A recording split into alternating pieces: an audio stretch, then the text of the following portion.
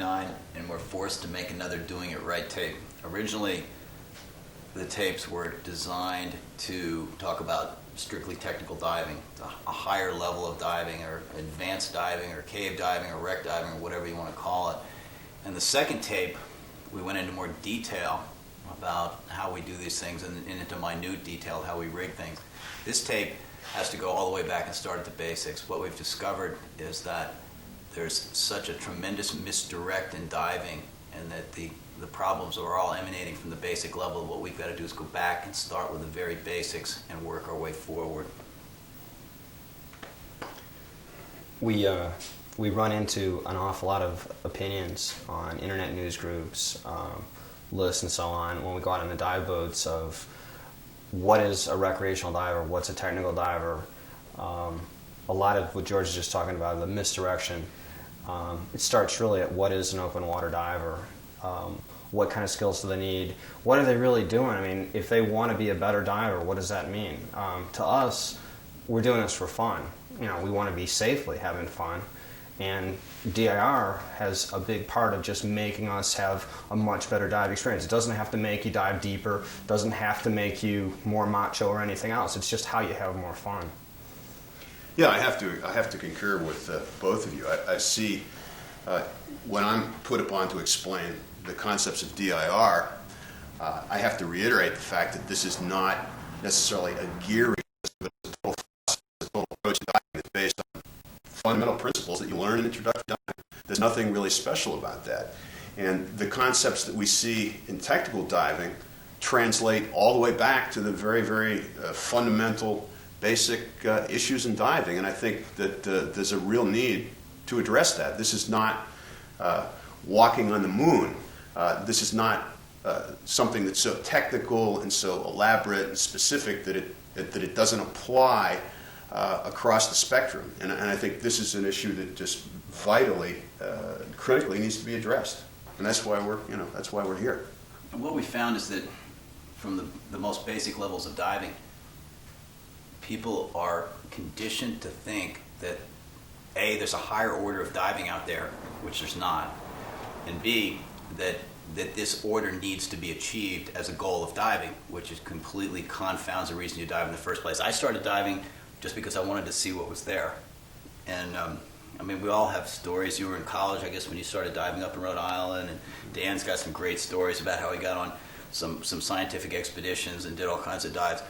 I was a fisherman. I just wanted to see what was down below. I just was fascinated, and as we tried to do dives that were either more remote or different, a wreck dive or a special environmental dive like a cave dive, we had to go get the training to do those dives. We were lucky enough to find out initially, because we had good basic instructors, that yes, you did need to know what kind of environment you would be up against, and that there were certain pieces of equipment or certain methods or certain procedures that needed to be followed in order to handle those environments.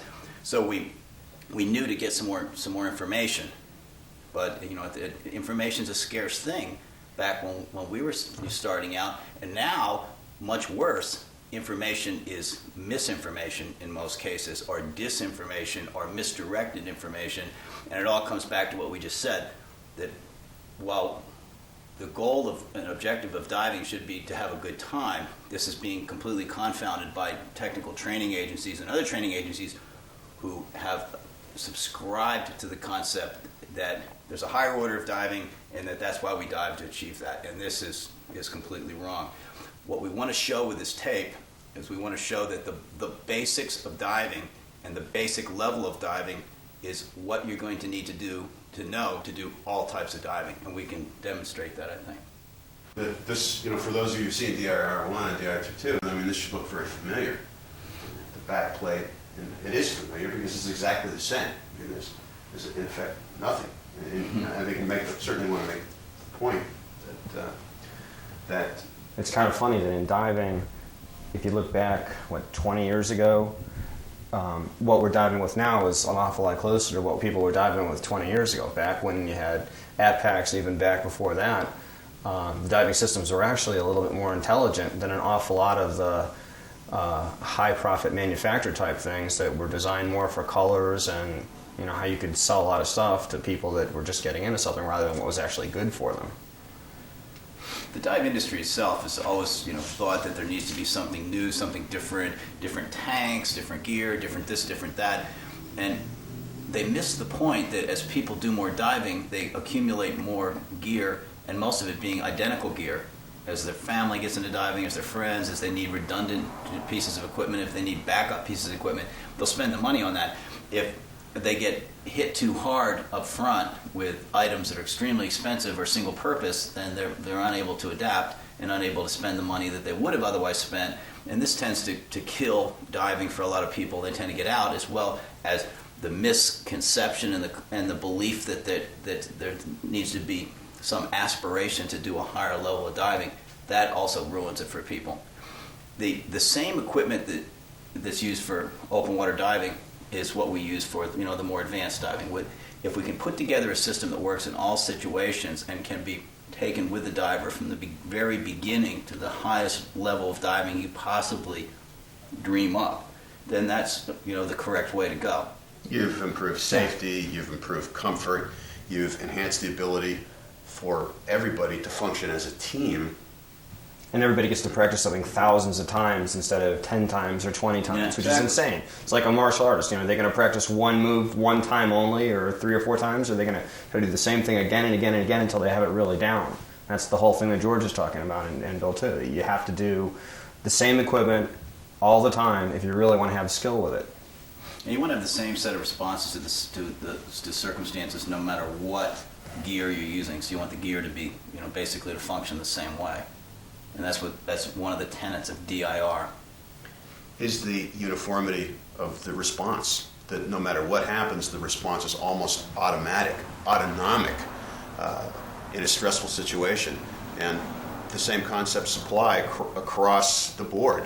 And this is certainly something I think we've all been able to put into practice, is that whenever we put the gear on, it's essentially the same gear, and that comfort level and that automatic response level, I think, is important to our survival as individuals and as a team, and your ability to interact and help your buddy and to be part of your buddy's life support system.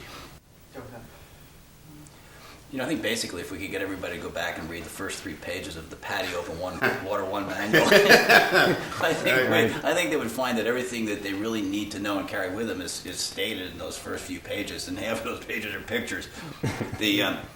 One of the really important points that basic diving teaches you is that responses above water on the surface won't work underwater. It's a totally different set of responses. The fight or flight mentality will not work underwater.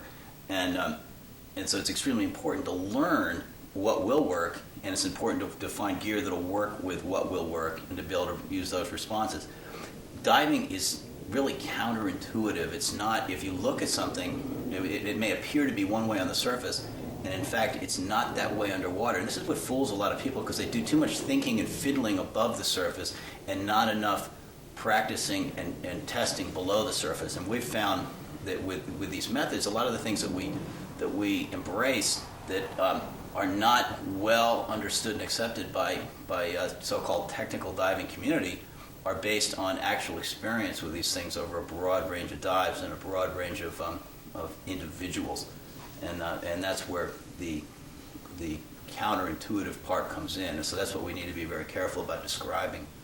And I think what we should do is we should start with an open water rig, and let's build that up, and let's talk about why that stays with you through all of your diving, whether it be your PADI Open Water 1 class or some kind of a sophisticated rebreather cave diving class.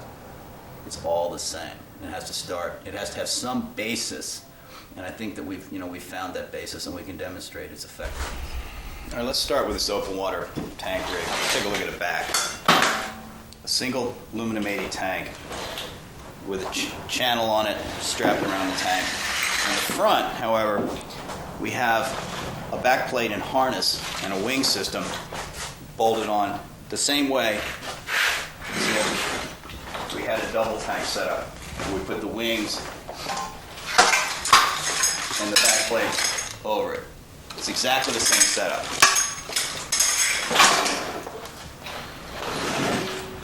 Here are the elements obviously we can, if we start with this, we don't have to buy anything different or use a different arrangement for a double tank setup, and it works for a single tank setup. This is a superior setup.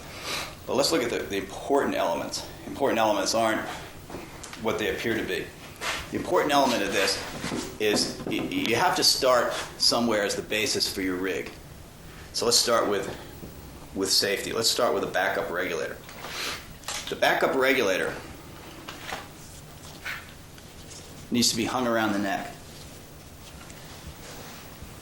You always know where your backup is. It's right here. The regulator you're breathing is the regulator you're going to share if you have an out-of-gas emergency. If your buddy needs gas, it's the one you're breathing. It's not clipped off someplace. It's not stuffed or stowed someplace. You know it's working because you're breathing it. The guy who's having a problem needs gas right now. He needs it to be working, and the only way you know it's working is if it's in your mouth. So the concept is your backup is around your neck, and you share what you're breathing. Now this will hold through all kinds of diving. If this will hold through stage diving, if you're breathing a stage bottle, you donate this stage bottle, that's what you're breathing. That's okay to breathe.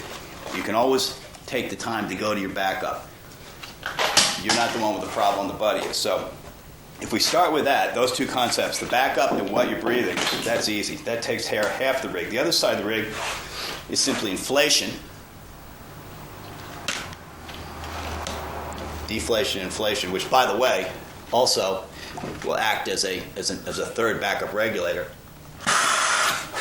You don't rebreathe it. There's helium in that, so the voice sounds funny. But if in a pinch, here you have another regulator if you need it. That'll come into play in a double tank rig. We'll see later. And then your pressure gauge right here, clipped off on your hip, carries through all types of diving. You read the pressure gauge. Notice that there's no console, there's no other instruments or things attached to this. It's just a simple pressure gauge with a clip tied to it, clipped off on the hip.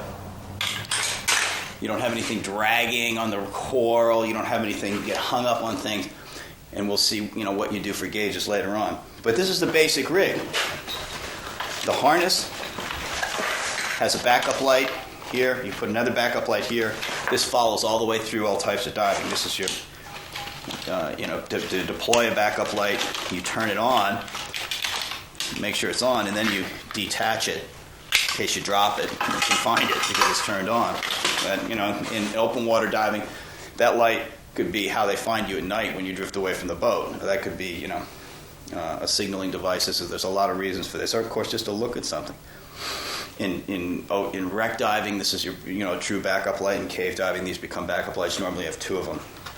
The adjustment of a harness like this has to be idiosyncratic to the user.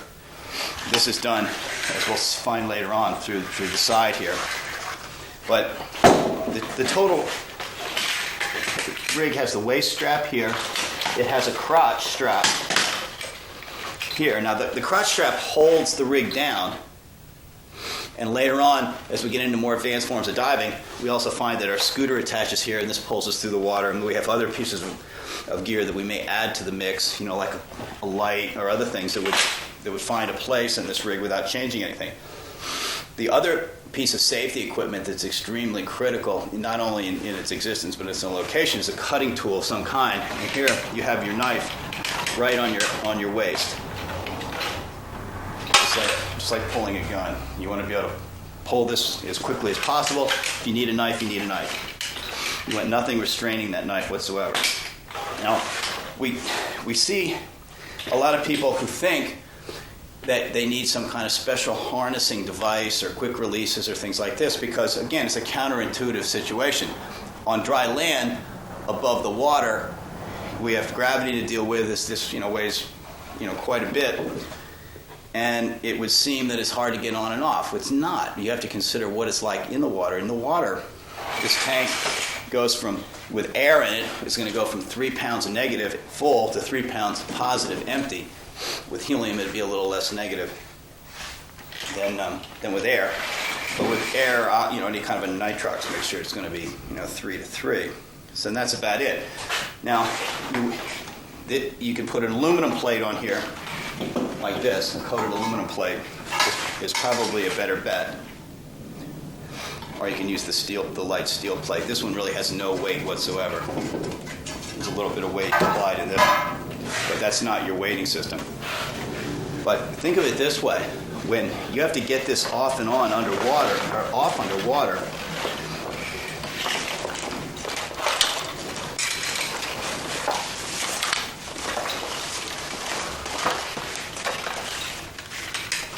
let's take a look at how it looks.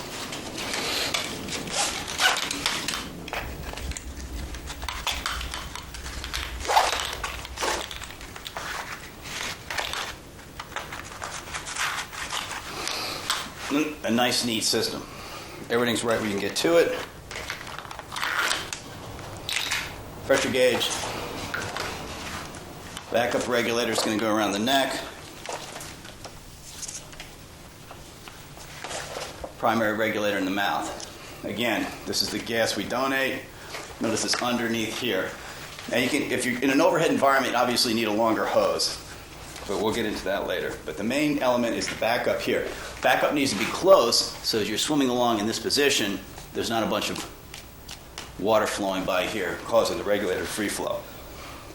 The backup regulator needs to be a non-air balanced regulator. In other words, it needs to be one that doesn't trigger so easily. Whereas this one, you can use, air balanced or an easier breathing regulator, but it's really not necessary. But you don't want something this high performance here. You don't want a high performance inflator. You want a slow inflator, something that turn myself off. Something that adds gas slowly, not fast. So you use high performance here, low performance here. Now going back to this business of quick releases and stuff. Underwater, or on the surface, if you need to get out of this thing, you don't want a bunch of releases. You don't want a gear that'll come off of you from any other way other than you taking it off. Last thing you need to do is lose your gear. Inflate your BC and have this thing come off, or move your arm and have it come undone and come flying off of you. But underwater or on the surface, the correct way to come out of this gear, and keep in mind this is with gravity. I mean, without gravity, it's absolutely nothing. But the thing comes off like that, and that's it. It's not any big mystery. It's a big mystery if you try to apply surface logic to underwater, but in the water this thing weighs nothing, and on land obviously it's quite manageable. The other element of this system is that your weighting needs to be separate from your rig. A weight belt is always a preferable way to go.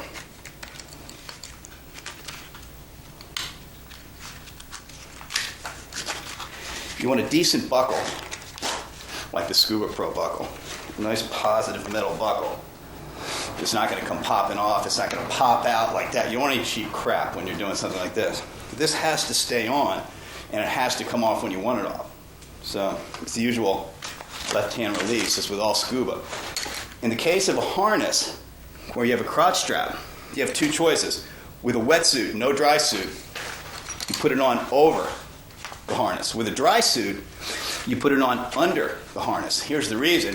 With a dry suit, this is going to be offsetting the dry suit. So dropping the weight belt is not going to be nearly as critical because you have two inflation systems anyway, and you have buoyancy from a proper dry suit no matter where you're at depth-wise.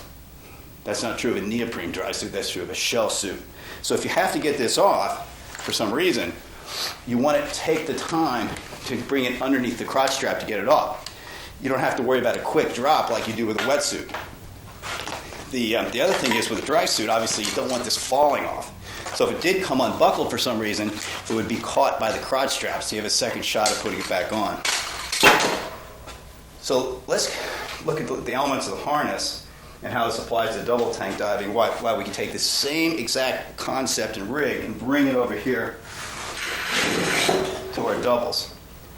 The pieces of gear missing from the console, where we just have the single pressure gauge, are of course the compass and the depth gauge bottom timer.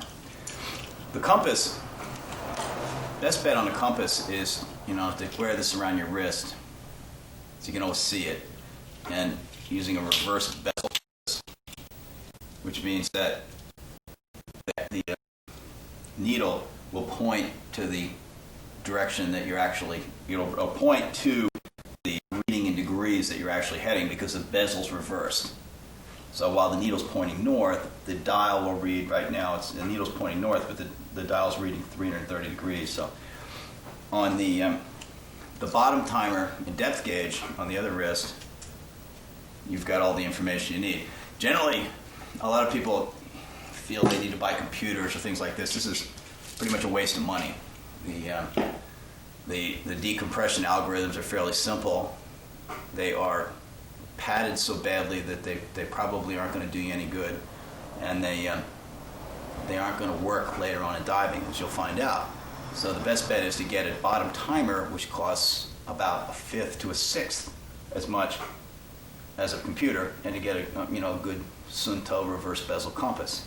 You don't need the console, you don't need the huge mess, because you always want to have this information at your fingertips, so to speak, not on a console, not dragging through the mud or through the coral or whatever. So the other piece is a backup light, which is extremely important to be thinking along these lines, because it's the same backup light you really need for open water and for any other kind of diving is what you're going to use for any so-called sophisticated diving. It needs to have an end attachment point. It needs to have non-rechargeable batteries. Generally a 3C cell light. These batteries, this canister needs to be of a canister shape so that it doesn't crush the batteries, and it needs to have no switches anywhere on it. It needs to be twist on, twist off. Very simple, and it needs to be well manufactured so that it doesn't turn on by pressure. So these are the elements. It needs to not overdrive the bulb. The bulb needs to be matched to the voltage of the batteries. And you have to keep in mind that when you really need this, you really need it. In other words, you don't need the bulb to blow, and if you need a signal or you need a backup light, it has to work. So this is a critical piece of equipment. This probably costs twice as much as the junk you'll see out there, but when you need it, you would pay anything for it. So those are the pieces of equipment. Already you've saved so much money. I mean, you have the back plate, the wings, the harness, which will show you how to weave, and the other pieces of gear, which combined, the total cost of is less than a dive computer. It's less than a Tech BC, which you don't ever need, and it's less than bondage wings or any of these other bizarre contraptions. And you have a complete rig that'll work for your open water diving as well as the more so-called advanced or sophisticated diving. Let me show you one more thing. The adapter for the back of this rig.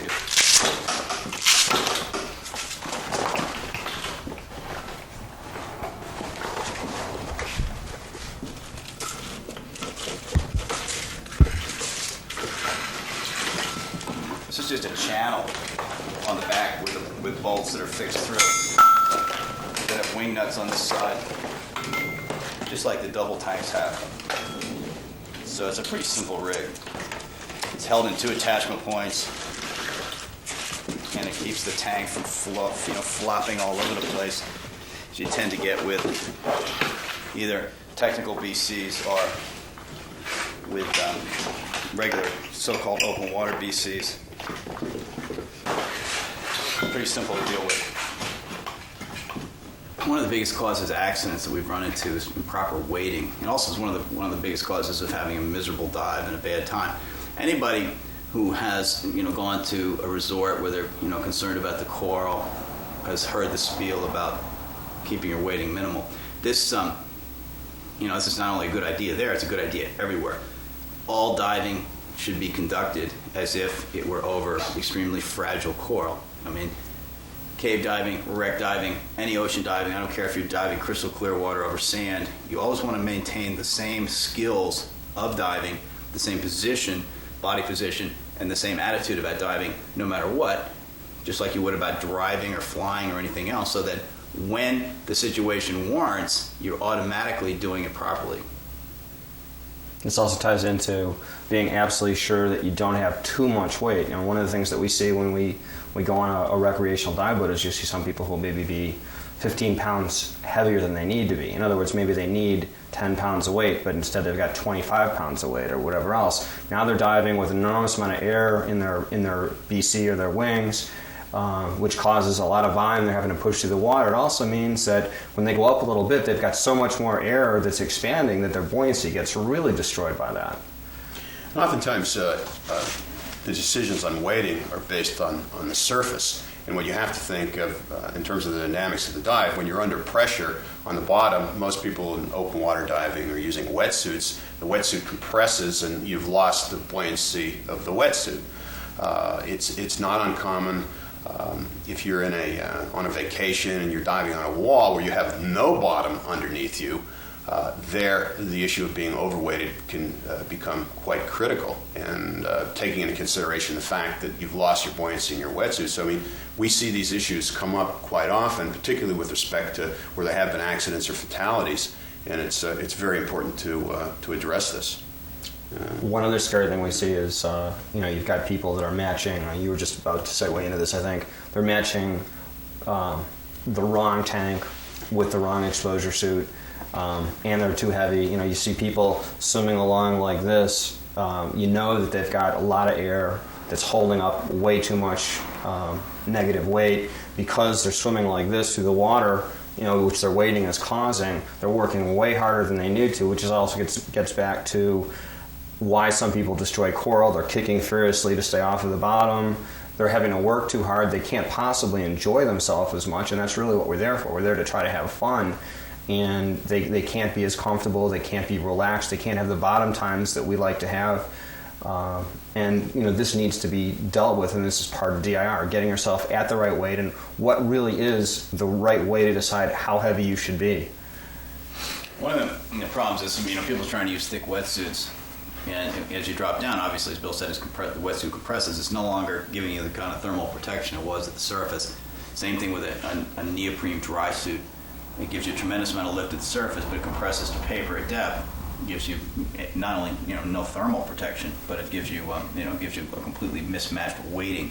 A lot of people make the mistake of using high pressure steel tanks with a wetsuit, thinking, well, they need it's okay to have that weight to get them past the surface on the way down. But when you get that at any kind of depth, even 50, 60, 70 feet, the suit is compressed. It's no longer providing lift. As Dan said, you've compensated with a buoyancy compensator, and now you're sitting there with a heavy steel tank. Now, if at that point something goes wrong, then you're going to have more of a problem getting back up. Now, what the solution of so-called technical diving is to add more wings or a second set of wings or something like that. That's not the correct answer. The correct answer is to not use the stupid tank in the first place. You want to use the correct tank and balance system to start with.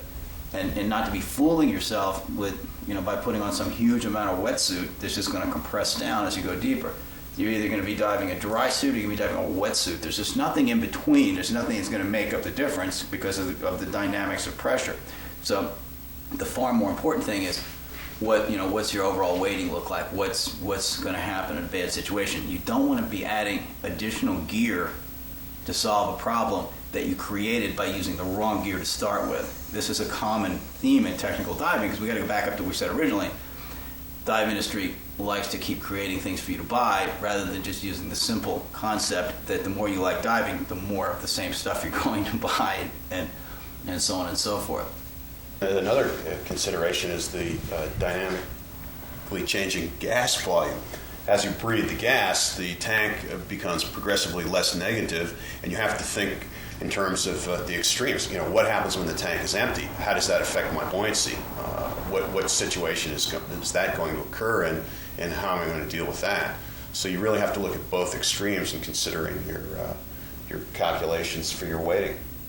And as you get into cave diving or wreck diving or any kind of diving that requires decompression where you can't blow up to the surface, you want to start your weighting procedure by getting into a pool or into some water with empty tanks and all the gear you're going to be using, basically empty tanks, a few hundred PSI so you can breathe them, and see where you stand on your weighting. This is with whatever light you're going to use, whatever suit you're going to wear, whatever, all the stuff you're going to have, and you want to see how you stand, make sure you can stay down. And you take some dive weights with you to, you want to pick them up in your hand and see what needs to be added to Absolutely. your rig so that you don't have the blow up. Now that gives you one side of your measure. The other side of the measure is you want to then calculate back in that the weight of the gas, and then you want to consider whether you're in fresh or salt water. Obviously, if you're in salt water, you're gonna have 3% more buoyancy. So for every 100 pounds of lift becomes 103 pounds of lift in salt water. So whatever your body weight is, take 3% of that, you're going to be that much more positive. So you want to work these things out in advance and not after the fact. You're going to, you have a bad, you're going to ruin your dive trip, and it's as bad or worse to be underweighted as overweighted in certain situations. When you have an emergency, a low on gas emergency especially, and you're too buoyant, you're going to be struggling. Let's say you're in a wreck dive or in a cave dive, you're going to be struggling and using more and more gas to deal with the situation, trying to stay down. It's much more unpleasant than being a little bit overweighted. But the problem with overweighted in a bottomless environment or in an ocean environment or an environment where you need to get to the surface is, obviously you can't get there. And in some circumstances that you really can't get there. And part of that circumstance is the compression of the suit, as we already mentioned. And the other is the way the wings behave when they are under pressure and you're trying to add gas to them. And that becomes a huge problem. Anything that restricts the action of the wings. In other words, you never want to have any kind of wing that's elasticized in any shape, form, or fashion. You want it to be a non-elastic shell and bag inside it. And you certainly don't want to add any elastic to the outside. You'll see in some cases there's wings that have bungee cords wrapped around them, which is the height of stupidity. You don't want to have anything like that restricting those wings. And simply what will happen is, depending on the tightness of the restriction and the degree of setting on the discharge valve and the pressure applied by the addition valve, you could basically not get the lift you need, or you could have you could blow out some other portion of the rig. So these are all, again, counterintuitive solutions that are created on the surface that don't apply underwater. They look good in the showroom. Well, yeah. They help sell the product in the showroom. Also, it's interesting that you've pointed out on many occasions in discussing how to correctly adjust your buoyancy dynamically, the fact that under ambient conditions, the gas inside the wing bladder will equalize when you depress the dump valve. The gas within the bladder will equalize to the ambient pressure outside. And this is an excellent way to, in a supine position, laying flat in the water, to instantly adjust your buoyancy to neutrality. And if you have an elastic bladder or an elastic bladder encasement that causes the wings to deflate, obviously you can't accomplish that. Mm-hmm. And the other problem is that if you were to lose your inflator hose or your inflator mechanism and you need to inflate by mouth, you're going to have a tough time inflating against elasticized wings, and as well as the water pressure. Obviously, a tiny differential in the lungs is all it's required to breathe. It's also an equally tiny differential in the lungs. This is all it's required to rip the lungs. So this is something you don't want to ever encounter or get into a situation of. And the other problem, of course, is as you find out as you get into more and more advanced, sophisticated so-called diving, that all these little simple pieces and uses of the equipment become more and more critical. For example, the inflator, remember, was the third regulator. And that set, in a double set, we'll show you later on why that's extremely important to have that third regulator, because of the situation with the valve, 2 valve knobs, 2 sets of regulators, that you have to have the availability of that regulator. And when you have wings that are being pressurized from the outside elastically, you can't breathe off the thing without losing your buoyancy control. Sure, you can take a breath in, but now you're gonna have to, you got to add gas back to the wing because it's trying to deflate. With a normal set of wings, by holding both buttons down, you can take a breath and then blow it out. You don't breathe back into the wing. But there are all these little subtle things that are overlooked in the quest for so-called technical dive gear. Basically, what we're going to see with DIR is that simpler is better underwater. Yeah, if you're a recreational diver, you've got to decide what gear you need to do. If your favorite dives are going to be Florida in 80-degree water, then later on you decide you want to do some winter dives. But you do have a certain amount of gear matching. never changes DIR though. The solutions to the problems are always the same. When, if you're diving with some guy that's got his, hose in some kind of convoluted clipped off situation over here, and he's breathing some other short hose that's this long, and you need gas from him, and the DIR system is the gas the guy's breathing is the donated, and that should be enough hose length to comfortably share gas and do the emergency swimming ascent that is taught in basic diving. If, on the other hand, the guy's got some convoluted scheme for sharing gas, then this isn't going to work very smoothly, and it could precipitate a further problem or accident. And this is something that is lost on a lot of people, especially when you get into so-called technical diving, where this concept of personal preference starts taking over, and everybody's doing their own thing.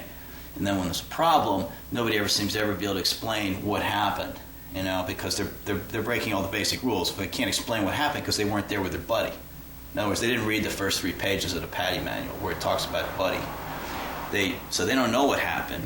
And then when they can't seem to have a common solution. So because the gear is so convoluted and everybody's doing something different, that the act of trying to deal with a problem creates further problems and further distractions, and before you know it, you have an accident where nobody can really quite pinpoint what went wrong. And all that went wrong was the very simple fact that they weren't acting as a buddy team. And part of acting as a buddy team is doing things the same way and having common solutions to the common problems of diving. It's coming in technical diving to the point where a lot of people who even were strong advocates of personal preference, do your own thing, whatever, are starting to believe, due to the tremendous number of accidents in very simple so-called technical dives, a tremendous number of cave diving and wreck diving accidents, that there in fact does need to be a standardized set of solutions and responses to simple problems. And that falls right back to this. Back up around the neck, donate what you're breathing. And then to just give some examples to some of the convolutions you're talking about, so that means something to people who don't really know what we mean when we say convolutions. If you look at a diver and you see an octopus that's like strapped down to their waist someplace, and it's got like a snorkel cover over it or something that's containing it. Now, when you see a person who's diving like that, they're not really thinking about helping their buddy, because if they've got something that they're going to take maybe 10 seconds to find this thing, pull the thing off, they're not going to be able to give it to their buddy if their buddy has an emergency rapidly. They've already been frequently they've been taught that that's the one that you donate, not the one that you have in your mouth. The people that wear that kind of a gear setup. And that's a convolution. It's the simple thing is to deal with, the main primary hose, and that's the one that you give and have the backup. Like George said, as soon as you start strapping things down here, buying special little components that are solving problems that never existed in the first place until you bought something like this.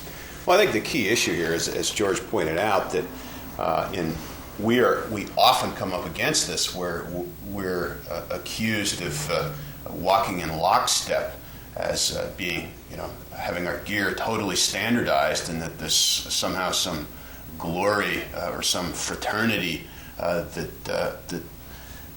encourages us to do this, that we're a part of this. This is nonsense. As George pointed out, you have to look at dive equipment as a standardized set of solutions to the problems that you're going to encounter in the underwater environment.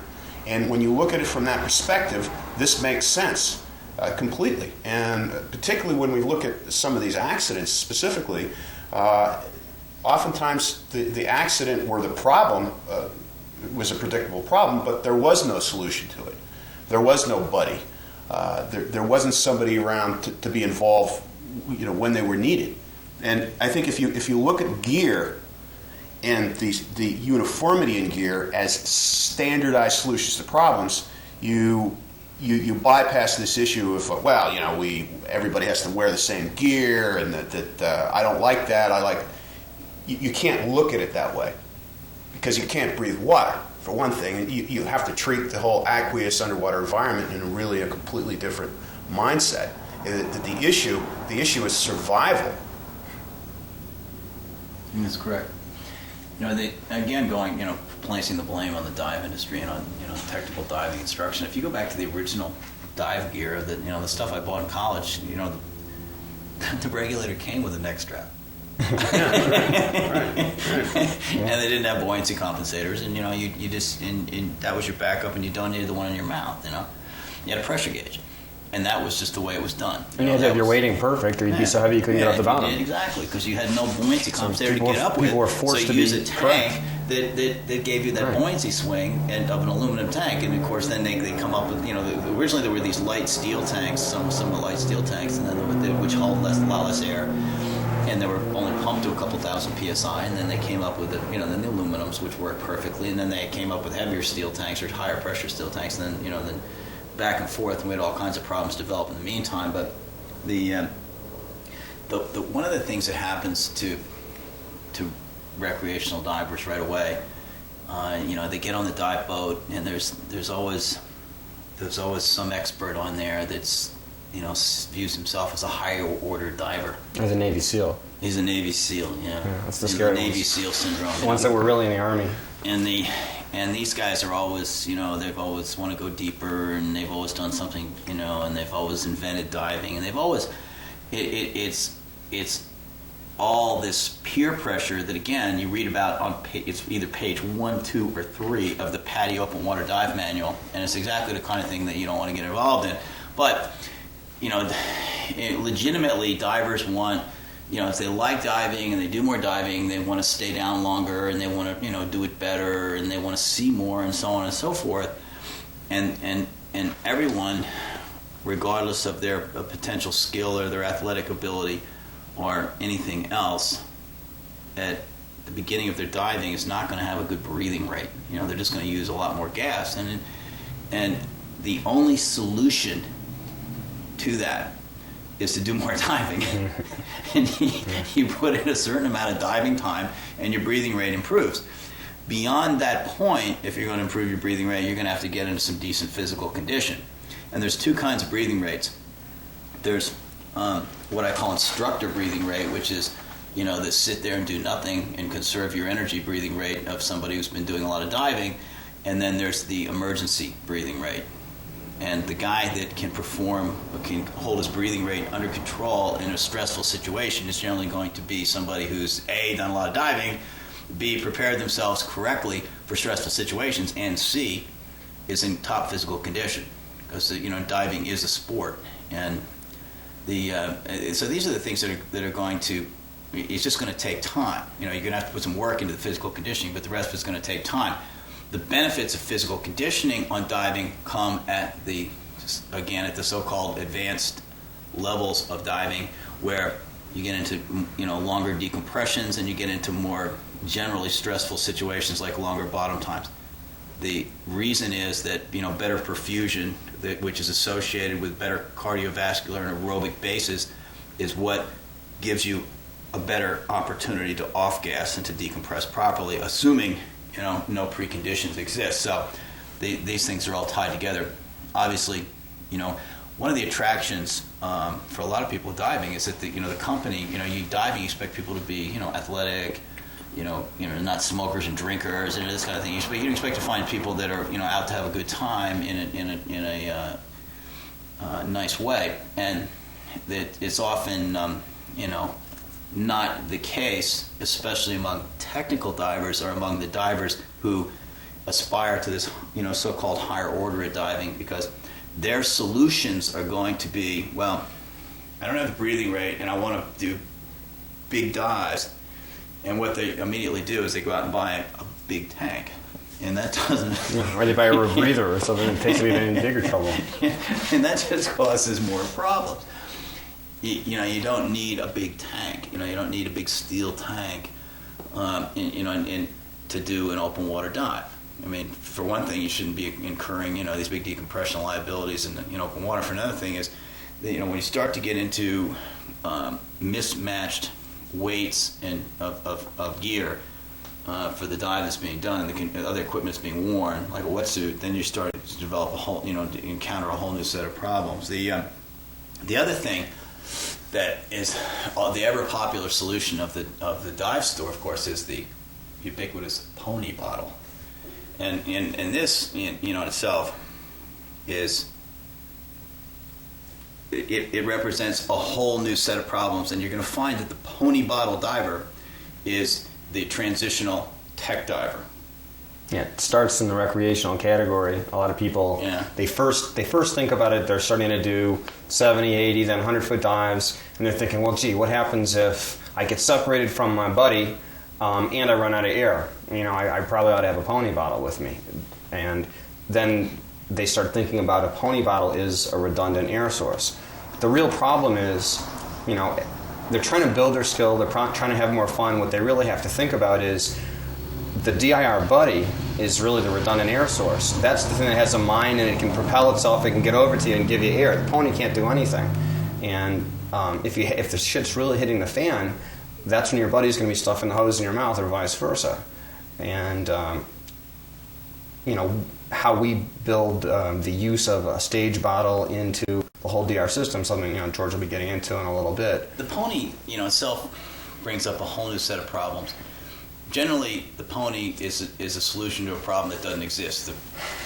The perception you need more gas when you really don't. You just need to do more diving.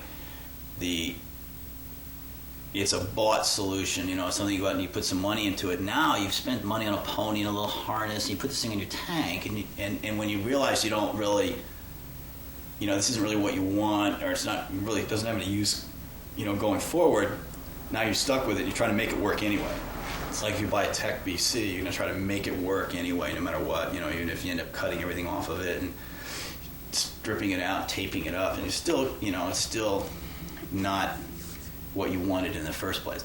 And, you know, so that becomes a problem. And then you look at a pony mounting to start with. First of all, it's a complete violation of any common sense rules. To take a bottle and put it behind your back where you can't see it or control it, and have the regulator coming over where you don't know where that regulator is coming from, and to try to come up with some scheme to identify this regulator is completely counterintuitive underwater. Well, this is a 30-foot bottle rigged as a stage instead of as a pony. But that one, it's a little oxygen bottle.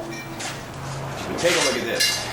This bottle is a 50% nitrox bottle. It's marked for 70 feet. Now, if I hook this thing in here,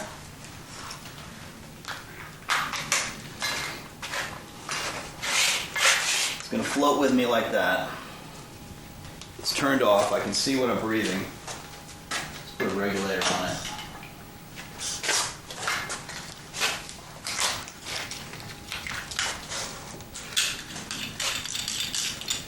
It's a little stage bottle rig. We'll show how to rig this.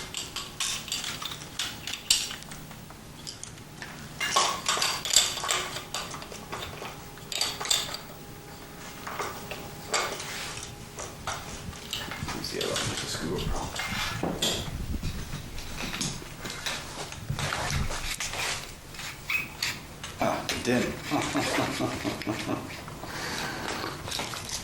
No wonder.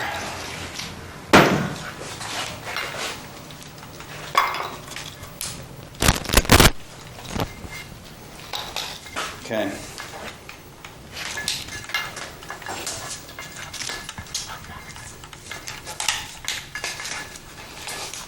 All right.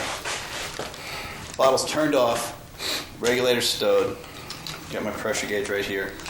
On the bottle is the depth that can be maximum. On the bottle is the maximum depth that can be breathed at, 70 feet. If I were to have it on the other side, you'd be able to see the same thing, 70 feet. And the buddy can see it too. If I want to know what's in this bottle, take a look. 70 feet, I can breathe it at. To deploy it, put the regulator in my mouth. Turn it on. If I can breathe, I'm breathing what's in this bottle. And if I've identified it, you know, by looking at the bottle, it's the correct gas. Now, obviously, this will work as a pony, or as a stage, or as a deco bottle. In this case, it's a deco bottle. But that's a permanent solution. That's something that will carry with you all the way through, from the very beginning, right till, you know, the most advanced diving.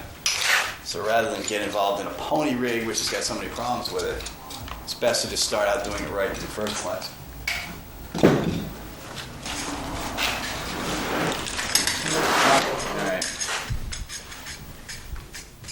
harness on, a lot of people, again, come up with this quick release nonsense. Putting on your jacket. Plus, as we showed, the thing will come off underwater or on the surface like that in a pinch if you have to take your tanks off. This is the way I tank them off. Underwater or on the surface. Or you can just, get out of it. You need to fit the harness to the diver, and it doesn't need to be tight.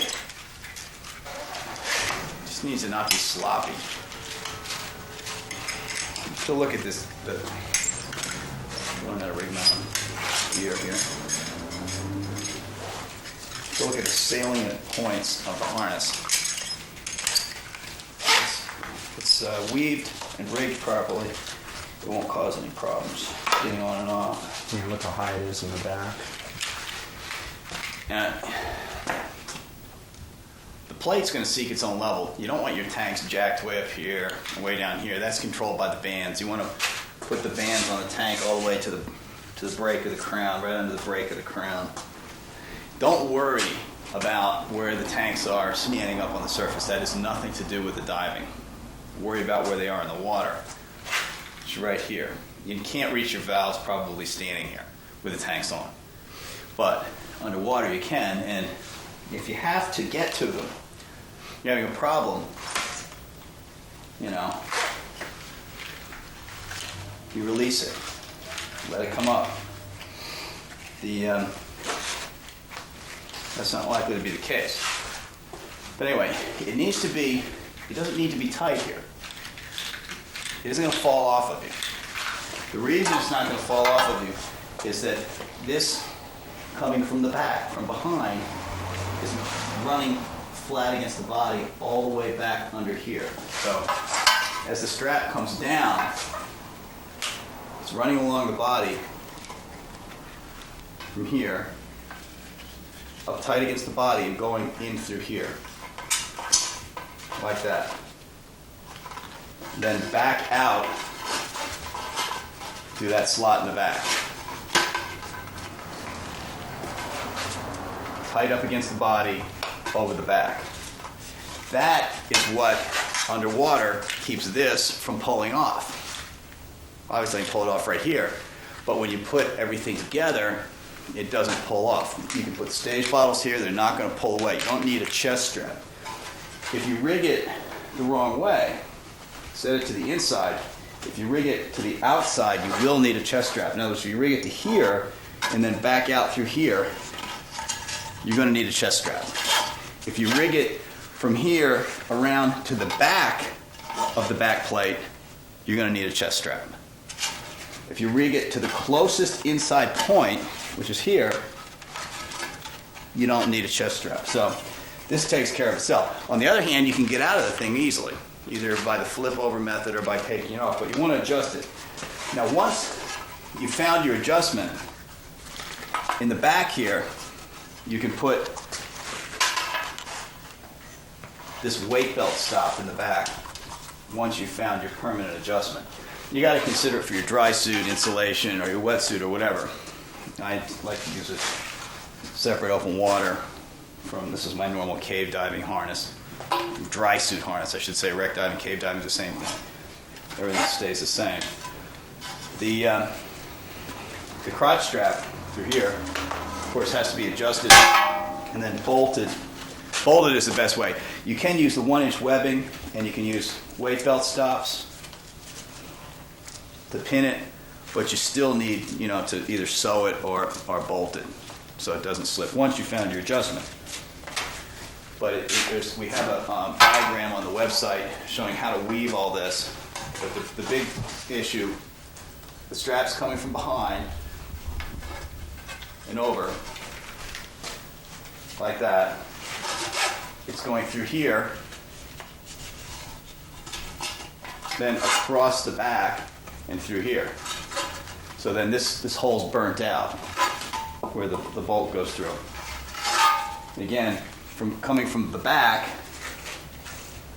it stays right tight to the body. So this should be smooth along the body all the way down to this slot, the furthest inside slot.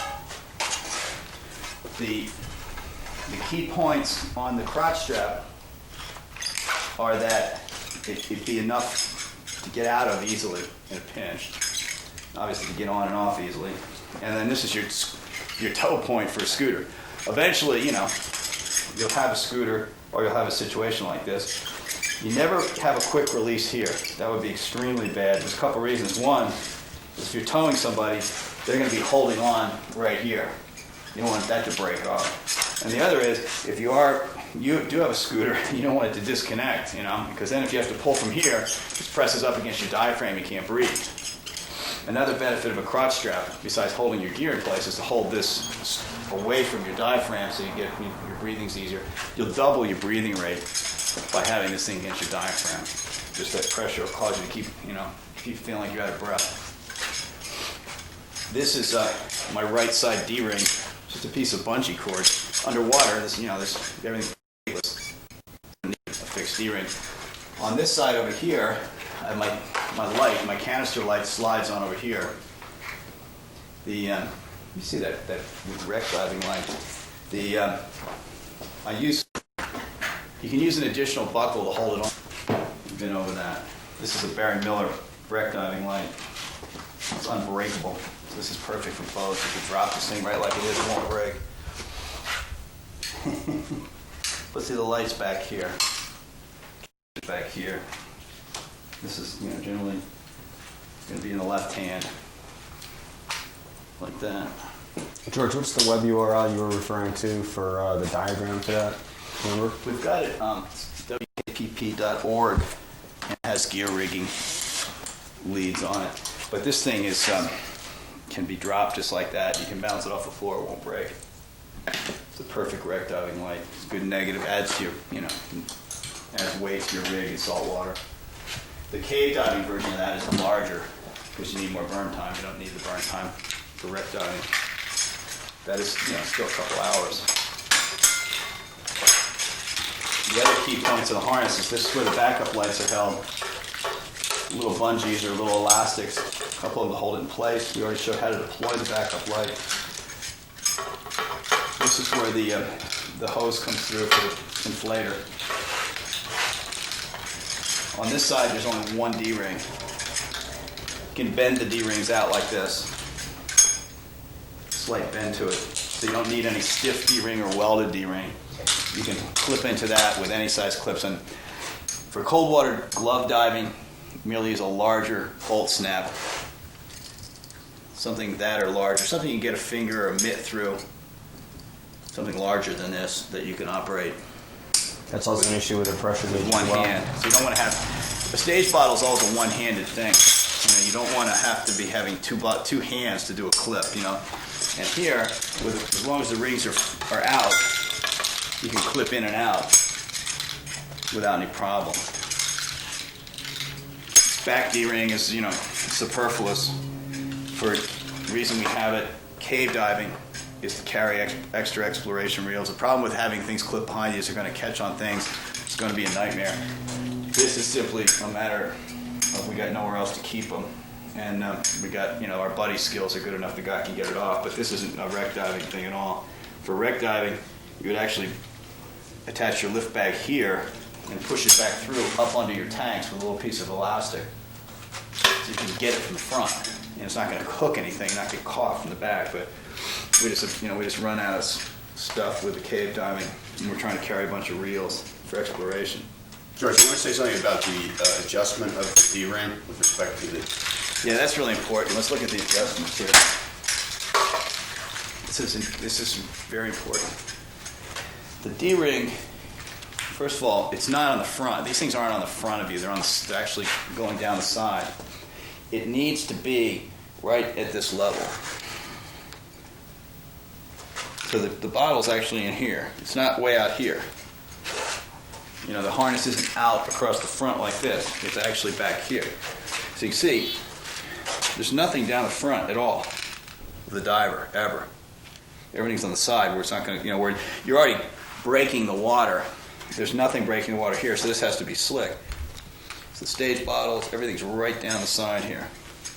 But this can't be down low. It has to be pretty much high, so when the bottle's clipped off, it's as tight as it can possibly be. If the bottle's waving around in the breeze, it's going to cause too much drag in either in a wreck diving situation or in a scootering situation.